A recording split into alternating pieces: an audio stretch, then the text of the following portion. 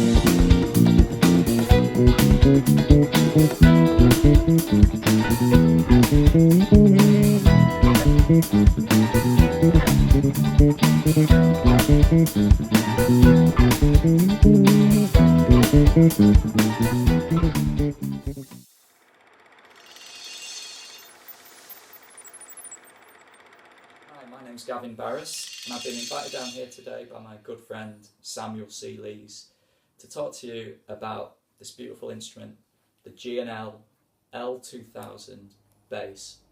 It's a fantastic instrument, and first of all let's just go through what it's made of. So the body is a solid swamp ash body, beautiful looking thing. We've got a hard rock maple neck, fantastic, 21 nickel frets, the traditional elephant ear tuners over here, and this fantastic G&L saddle bridge. And even with the electrics off, it's got a very nice clear tone, very nice ringing acoustic tone, and the harmonics all ring out. So when you do bring the electrics in, it's all there. Now, as you can see, the instrument's got quite a lot of dials on it, a lot of switches, and I know that might put some of you off, potentially, but there's a fantastic array of sounds available from the active circuitry in this bass, which will basically mean that instead of having to deal with different settings on your amp and different pedals, different types of effect, there's so much you can do on the instrument without having to mess around basically, and you've got a massive range of different tones available for different styles of music right at your fingertips, which is one of the main features of this instrument really. So what I'm going to do is go through some of those options for you now. So yeah, to start with, I've got it set up with a kind of treble funky sound, and with the bass set up like this, those harmonics really ring out. And to do that, I've got this knob, it's the master volume, so obviously the master volume's up. We've got the treble and the bass. So what I've done is I've really boosted the treble signal and rolled the bass off a little bit. And here we've got the pickup selector. And so we've got back pickup, both pickups, and a front pickup. So to make that treble sound, I've highlighted the back pickup so we can get more of those high frequencies. And as you can hear, it's great for that kind of Stuart Zender, acid jazz kind of funky treble sound.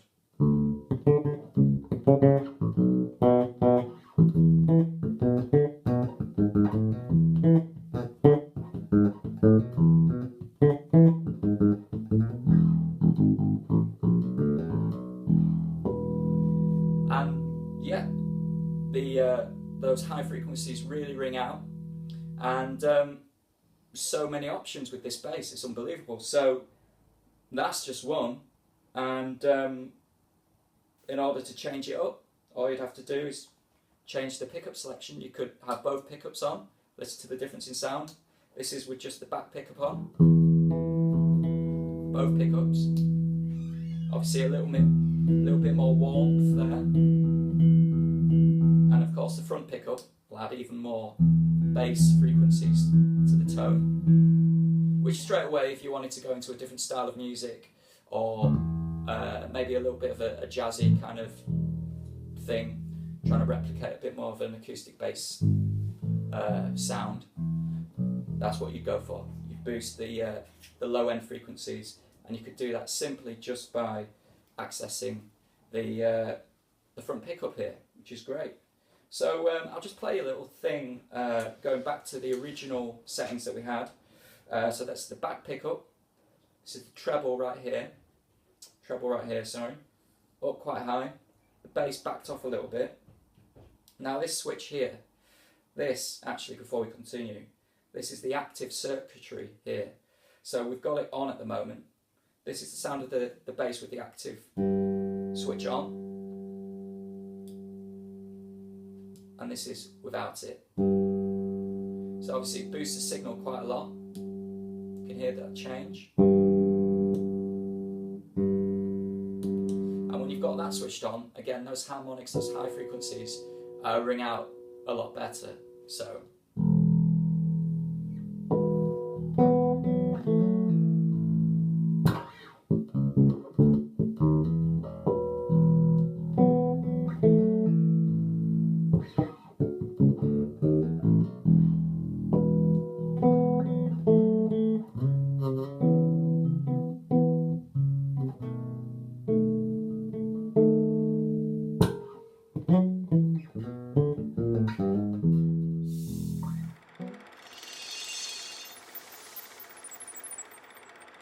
So to get a kind of Jaco Pastorius tone out of this bass, obviously he played fretless, we've got frets on this instrument, but he had a really distinctive sound, which he mainly got from playing towards the bridge and having that kind of staccato feel. You know, he wasn't a slap player, obviously, he was just playing with his fingers, finger style. But we can replicate that on this instrument. Like I say, it's a very versatile instrument. There's so much you can do on it. So what I've done is, instead of just accessing the back pickup, I've put both pickups on using this toggle switch here. So we've got both pickups on right now. Gives us a real punchy sound. Got the middle selection down here. And we've got the bass just over halfway. And we've got the treble about in the middle, so we've got a little bit more bass than treble, and we've got the passive switch on. So we haven't accessed the active circuitry, so we've switched that off, and we get a real kind of distinctive, punchy kind of Jaco sound, and again those harmonics.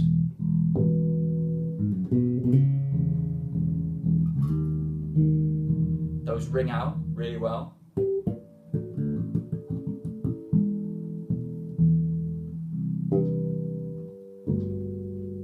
Those harmonics ring out. And again, it's a very, very different tone from the previous sound that we'd set. And it's just another example of what this instrument can do. It's fantastic. Great. So moving on, I play a lot of jazz music. I play a lot of acoustic bass. And so if you wanted to get that kind of more acoustic, upright feel to this instrument, you could do that as well.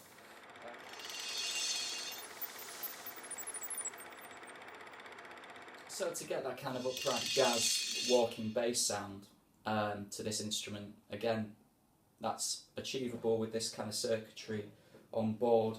What I've done is I've accessed the front pickup right here by this toggle switch, and again, I've kind of knocked off the active circuitry, so we're just in passive mode at the moment.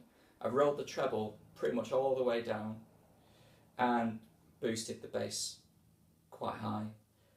So we want that kind of more low-end sound, but also still ringing out. So when we play the walking bass, those notes ring out, but also punch through the rhythm section. So it's not muffled either. So then